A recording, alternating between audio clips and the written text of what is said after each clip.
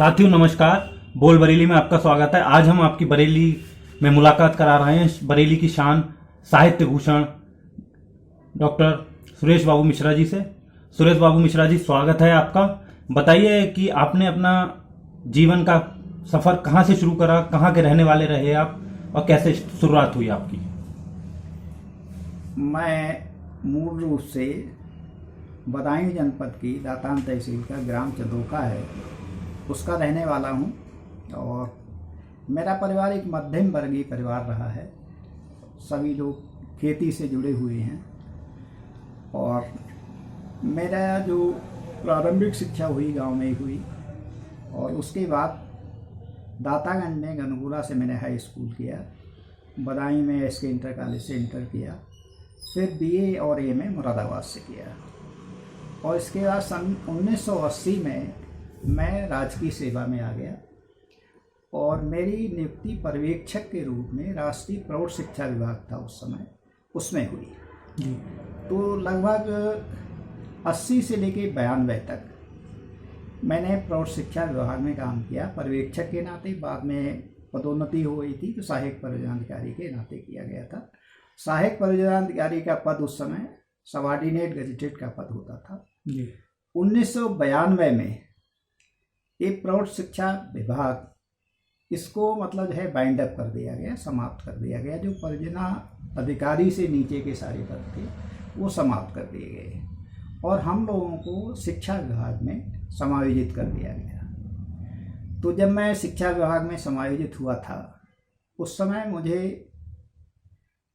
LT grade में समायोजित किया गया था और एलटी ग्रेड और सबऑर्डिनेट गजेटेड के वेतन में लगभग आधे आधे का अंतर था। अच्छा, ठीक। तो एक बहुत बड़ा कठिन दौर गुजरा जिसमें मतलब जो है आर्थिक संकट का, क्योंकि वहाँ मतलब जो है परियोजना थी, गाड़ी भी थी मेरे पास, सारी सुविधाएं थी और उसके बाद एकदम एलटी ग्रेड में कर दिया गया।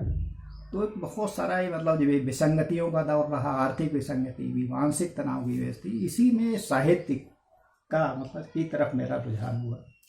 बिल्कुल सही है, रास्ते पे आ गए। साहित्य की हम बात करने वाले थे। मैंने उसी समय से लिखना शुरू किया जी।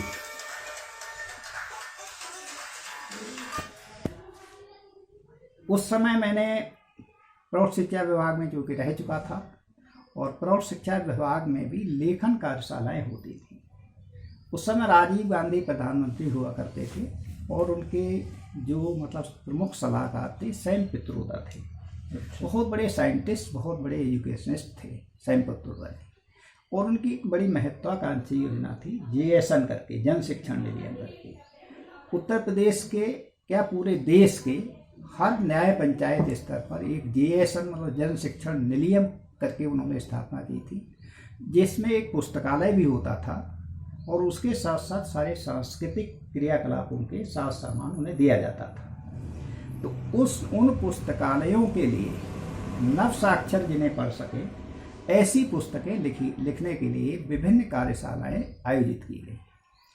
उन कार्यशालाओं में संयोग से कुछ परियोजना से जुड़े जो उस समय लोग थे उनको भी आमंत्रित किया गया था। वहाँ से साक्षरता निकेतन से निकलने वाली पत्रिकाओं मेरे लेख कभी कभी छप जाते थे प्रौढ़ शिक्षा से संबंधित। उस समय बहुत रुझान नहीं था तो छप जाते थे। उन्हीं के आधार पर उन्होंने मुझे भी उन लेखन कार्यशालाओं में आमंत्रित किया और वहीं से मेरा साहित्यिक सफ़र शुरू हुआ। ये लगभग 1986 की बात है जी। 1986 से लेके 1989 तक 3 साल का जो मतलब कार्यकाल रहा। इस 3 साल में 6 कार्यशालाएँ, लेखन कार्यशालाएँ आयोजित की गई। 15-15 दिन की रहती थी और उसमें पूरे देश के वरिष्ठ साहित्यकार रहते थे। जैसे उस समय राजेंद्र सिंह यादव थे, अपने मतलब जो है अन्य बहुत अच्छे साहित्यकार थे, उत्तराखंड के थे, दिल्ली के थे, उत्तर प्रदेश के थे, मध्य प्रदेश के थे। इन सारे साहित्यकारों को एक साथ रखा जाता था कई ऐसे स्थान पर जो बिल्कुल एकांत हों, जैसे चित्रकूट ले गए या हरिद्वार ले गए। ऐसे जगह 15 दिन मतलब जो है पूरे दिन में मतलब 4-5 घंटे घूमते थे सब लोग आसपास, जिससे दोनों काम हो जाते थे, धार्मिक क्षेत्र भी या पर्यटन का क्षेत्र भी, और रात में 7-8 घंटे सब लोग लिखते थे। उसमें हम लोगों ने 6 लेखन कार्यशालाओं में लगभग 3000 प्रतियां तैयार हुई और वो सारी फिर मानव संसाधन मंत्रालय उत्तर प्रदेश के शासन के 3 अधिकारियों का पैनल बना। उन्होंने उनमें से 243 मतलब कृतियां चयनित की जी। और 3000 में से जो विभिन्न लेखकों के द्वारा लिखी गई थी उसमें मुझे स्वयं हैरानी हुई कि मैंने 7 कृतियां दी थी और मेरी 7 कृतियां स्वीकृत हो गई। 7 आउट ऑफ 7। 7 मुझसे आगे केवल राजेंद्र यादव जो बहुत बड़े कहानीकार हुए हैं जी। और बहुत बड़े साहित्यकार हुए हैं, 12 साल तक राज्यसभा के सांसद भी रहे हैं जी। बिहार के रहने वाले थे। उनकी 9 कृतियां, उनकी 9 आपके साथ, मेरी 7। तो मुझे मैं उस समय सबसे कम उम्र का था जितने साहित्यकार थे। तो मेरी 7 कृतियां चयनित हुई और उसके बाद वो 43 कृतियां 243 कृतियां वो कृतियां 243 मानव संसाधन मंत्रालय के लिए भेजी गई और उनमें से 130 कृतियां पुरस्कृत की गई उनके द्वारा। अच्छा। और वो सहयोगी कह लीजिए कि मेरी 7 कृतियां उन 130 कृतियों में भी शामिल थी। अच्छा, पहले भी आप सेलेक्ट हुए? हाँ, बाद में हुए पुरस्कार के लिए सेलेक्ट। जी। और जब ये मुझे पत्र आया, साक्षरता निकेतन के जो डायरेक्टर होते हैं कोई बहुत ही वरिष्ठ IAS होते हैं जी। वो सरकारी गवर्नमेंट का प्रेस मना है, तो उसके बहुत कोई है, तो उससे प्रकाश द्विवेदी जी थे उस समय, बहुत सीनियर IAS थे। उनका जब पत्र आया मेरा न्यूरिया मेरी पोस्टिंग हुई थी उस समय शिक्षा विभाग में जी। तो जब वहाँ पत्र आया कि आपकी 7 कृतियाँ पुरस्कृत हो गई हैं और आपको 35,000 रुपये का पुरस्कार दिया जाएगा जी। उस समय मेरी सैलरी आधी हो गई थी और बहुत आर्थिक संकट का दौर था, सारे बच्चे पढ़ रहे थे। उस समय मुझे वो पुरस्कार इतना ऐसा सुखद लगा उसका समाचार सुनकर, गॉड गिफ्टेड। हाँ, कि ये तो मेरे लिए एक तरीके से भगवान ने कहीं से सहायता कर दी है। और वो काल ऐसा रहा कि मैंने साहित्य खूब लिखा और मैं 10 साल तक 1992 से लेके और 2002 तक पंजाब केसरी राष्ट्रीय सहारा का नियमित लेखक रहा। हाँ। अच्छा, मैं पूछना चाहूँ कौन सी विधा में आप लिखते थे, जैसे किस क्षेत्र में? राष्ट्रीय सहारा के लिए मैं लेख लिखता था जी और पंजाब केसरी के लिए कहानी। पंजाब केसरी उस समय हिंदी का एकमात्र अखबार था जो कहानी संस्करण प्रकाशित करता था हर बुधवार को। हाँ, कहानी संस्करण आता था, तो मेरी महीने में 2 कहानियाँ छपती थी जी। और सहारा में उमंग करके एक एक पेज का पूरा वो आता था परिशिष्ट, जिसमें विभिन्न विधाओं के लेख होते थे जी। केवल लेख होते थे, तो उसमें मेरा 2 लेख छपा करते थे जी। वहाँ से भी आर्थिक मदद मिलती थी? हाँ, वहाँ से आर्थिक मदद मिलती थी। उस समय पंजाब केसरी एक कहानी के 150 रुपये देता था जी और राष्ट्रीय सहारा एक लेख के 380 रुपये देता था जी। वो 500-600 रुपये मिलते थे, वो एक बहुत बड़ी उससे सहायता लगती थी। इसके साथ साथ मैं अमर उजाला के लिए भी लिखता रहा जी। वो कॉमर्शियल लेखन कहलाता है जो अमर उजाला के लिए लिखता था। उस समय अमर उजाला एक खेती किसानी करके परिशिष्ट निकालता था, तो खेती किसानी के लिए मैं चूँकि गांव से जुड़ा रहा था, जाग्रफी से मैंने MA किया था, तो मेरा एग्रीकल्चर पर जाग्रफी में एक सब्जेक्ट होता है एग्रोनॉमी, जो एग्रीकल्चर से ही रिलेटेड है। तो मेरे लेख उसमें छपते थे और उनका भी मुझे पारिश्रमिक मिलता था। अब हमें ये बताइए कि आप साहित्य भूषण की तरफ अगर हम चलें कि आपको साहित्य भूषण किस चीज़ के लिए मिला, कब मिला, इसकी जरा थोड़ी जानकारी। हाँ, इसके बाद 1992 से 2002 का जो मेरा कार्यकाल रहा साहित्य का, उसमें मैंने बहुत कहानी लिखी और मेरी कहानी उस समय की सारी प्रतिष्ठित पत्रिकाएं, जैसे सारिका उस समय कहानी की सबसे प्रतिष्ठित पत्रिका मानी जाती थी, उसमें मेरी 6 कहानी छपी थी। उसके बाद वो पत्रिका बंद हुई थी। इसी तरह से मेरी कहानी थी झंझावात, स्वतंत्र भारत निकलता था, उसमें बड़ा प्रतिष्ठित था ये। उसमें मेरी झंझावात कहानी थी, वर्ष की श्रेष्ठ कहानी चुनी गई थी स्वतंत्र भारत के द्वारा। और इसमें जो सारिका में कुलदेवी की सौगंध करके कहानी थी मेरी, जिसे उन्होंने पुरस्कृत किया था वर्ष में एक बार एक कहानी को पुरस्कृत करते हैं। कहानियों का आपको इंस्पिरेशन कहाँ से आता था? हाँ, कैसे लिखते? कहानी को जो मैंने प्रौढ़ शिक्षा में, चूंकि गांव से जुड़ी चीजें होती थी, जी। तो ग्रामीण परिवेश में जो मैंने मतलब घटनाएं होती थी वो एक तरीके से मेरे लिए कथानक का काम करती थी जी।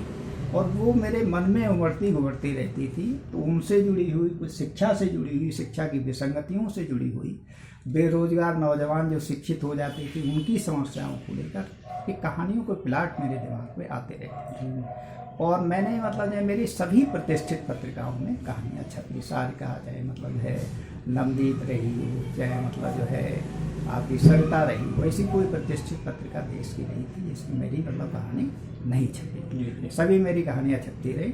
और इसके बाद मैंने पहला मेरा जो अपना प्रकाशित कराया हुआ, जो मैंने अपनी धनराशि खर्च करके कराया, वो थरथराती लौ कहानियों का ये संग्रह छपा था। उसमें 18 कहानी थी। उस पर सारी पत्रिकाओं ने उस पर आलेख छापे और उनको काफ़ी मतलब जो है सराहना उस संग्रह को मिली। फिर दूसरा लहू का रंग कहानी संग्रह आया जी, वो भी काफ़ी चर्चित रहा। तो इन सारी पुरस्कार वगैरह भी मिले आपको? इन सारी कहानियों से मतलब मेरा संपर्क साहित्यकारों से हुआ, देश के साहित्यकारों से हुआ, प्रदेश के साहित्यकारों से हुआ। और उसी के आधार पर एक मतलब जो है माहेश्वर तिवारी जी हैं साहित्यकार, मुरादाबाद के बहुत बड़े साहित्यकार हैं, जैसे तो वो नवगीतकार हैं। उन्होंने मेरे नाम की संस्तुति साहित्य भूषण के लिए की। उन्होंने की? हाँ, कोई साहित्य भूषण ही साहित्य भूषण की संस्तुति करता है। अच्छा, ये प्रोसेस। हाँ, उन्होंने मेरे नाम की संस्तुति की। और वहाँ मतलब है उनका ये होता है कि वो जिसकी संस्तुति आती है उसके समग्र साहित्य का मूल्यांकन कराते हैं। और वो मूल्यांकन मतलब जो है उस साहित्यकार को नहीं बताते हैं कि आपकी क्या कृतियाँ छपी हैं। अच्छा। या क्या है जो आपने मतलब संस्तुति में गई हैं कि आपकी कृति ये छपी और इस प्रकाशन से छपी, तो उस प्रकाशक से सीधे वो कृतियाँ मंगाते हैं। उसके बाद उनके जो मतलब 4 लोगों की पुरस्कार समिति होती है वो उनका मूल्यांकन करके निर्णय देती है।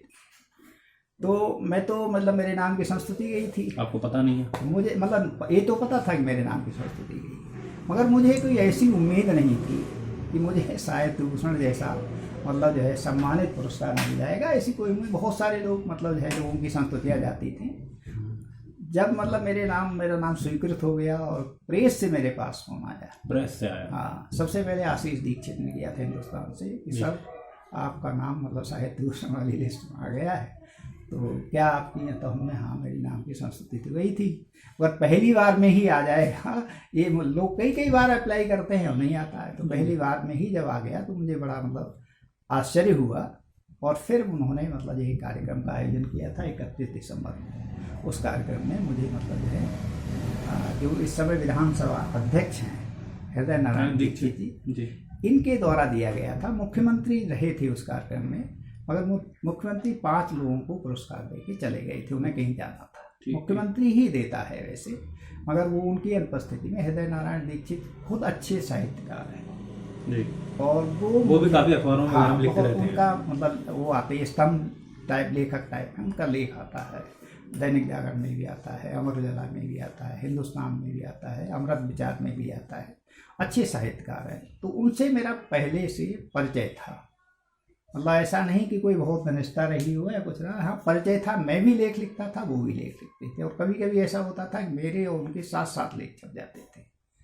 तो इस तरह से मेरा उनका परिचय था। फेस टू फेस परिचय उसी दिन हुआ जब मैं वहाँ उन्होंने पुरस्कार दिया, तो मैंने उनके पैर छुए। मैंने कहा सर मैं तो आपके लेख, बोले हाँ मुझे भी ध्यान है, मैंने आपके भी लेख छपते हैं मेरे साथ। तो इस तरह से उनसे। अच्छा, आप जैसे GIC में टीचर वगैरह भी रहे हैं, उसके बाद प्रिंसिपल बने बरेली के उसमें, तो शिक्षा के क्षेत्र में जरा कुछ बताना चाहेंगे क्या रहा? ऐसा मैं आपसे पूछना चाहूँगा कि गिरावट क्यों हुई शिक्षा के क्षेत्र में? कम शब्दों में जरा बताइए आप। शिक्षा के क्षेत्र में गिरावट तो इसे नहीं कह सकते जी। शिक्षा का क्षेत्र व्यापक हुआ है। पहले आपको ध्यान होगा या आपने सुना होगा, आप लोग तो नौजवान हैं, कि मतलब एजुकेशन फॉर चूजन थी, चुने हुए छात्रों के लिए पढ़ाई थी। जो परिवार संपन्न परिवारों के होते, बच्चे संपन्न परिवारों के होते थे, या मतलब है वही लोग पढ़ने आते थे। अच्छा। उसके बाद मतलब स्वतंत्रता के बाद, और स्वतंत्रता के बाद के मतलब जो है एजुकेशन शिक्षा का तेजी से प्रचार प्रसार हुआ। घर घर शिक्षा पहुंची, गांव गांव शिक्षा पहुंची, तो छात्र हर तरीके से मतलब जो है पढ़ने आने लगे। बहुत सारे छात्र संसाधन विहीन भी थे और बहुत सारे छात्र मतलब उच्च वर्ग से भी थे। तो एक ऐसा दौर आया जब उच्च वर्ग के परिवारों की जो मानसिकता थी वह मतलब इंग्लिश मीडियम स्कूलों की ओर बढ़ गई जी।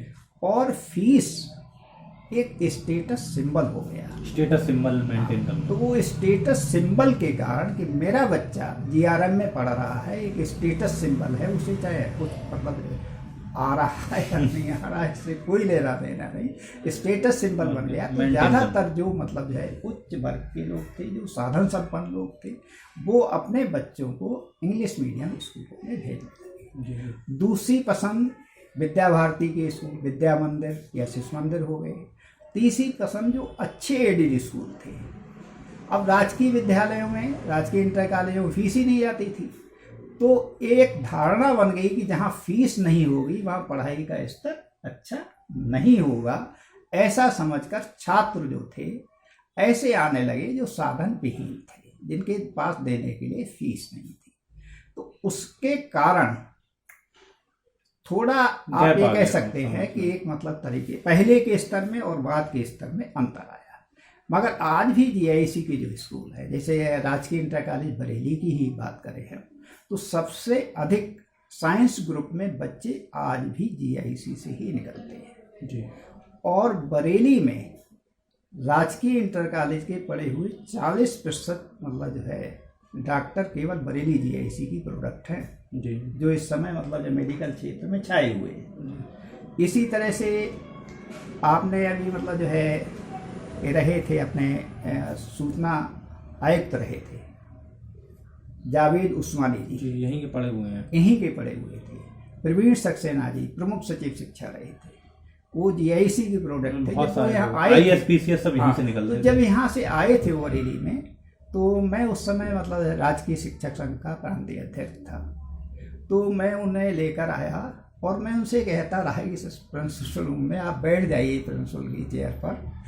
तो उन्होंने कहा कि इस चिक को मेरी उठाने की हिम्मत नहीं होती थी। जब मैं पढ़ता था तो प्रिंसिपल रूम में जो चिक पड़ी हुई थी, अरे इसको मेरी उठाने की हिम्मत नहीं होती थी, तो मैं कुर्सी पे कैसे बैठता हूँ। तो ये उस समय के छात्रों में भी एक मतलब बहुत मतलब अपने शिक्षक के तरफ वो सम्मान था।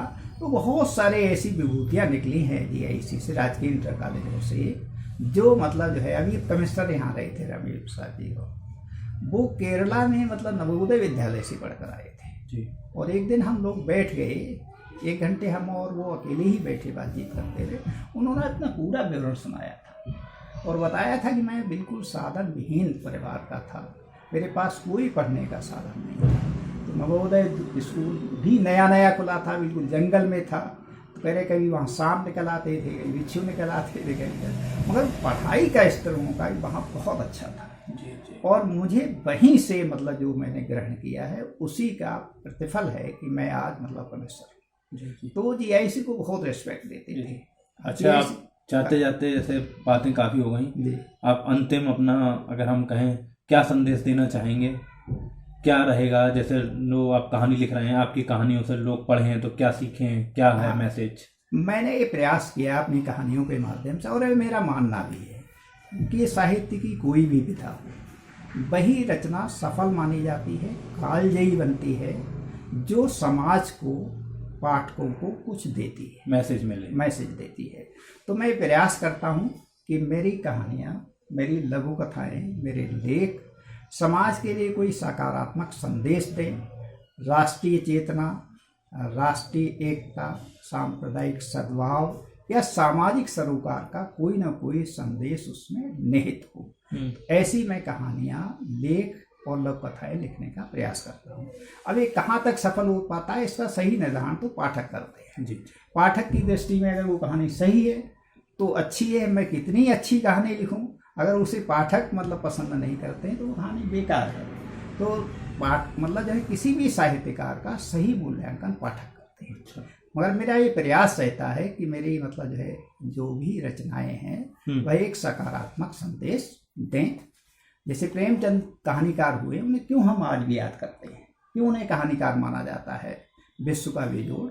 क्योंकि उनकी हर कहानी कोई न कोई संदेश देती है जी। और उसकी प्रासंगिकता हर युग, हर काल, हर समय में बनी रहे। जी, ये थे हमारे साथ डॉक्टर सुरेश बाबू मिश्रा जी। आगे भी हम आपको बहुत सारे लोगों से मिलाते रहेंगे। बने रहिए हमारे साथ बोल बरेली में। जय हिंद।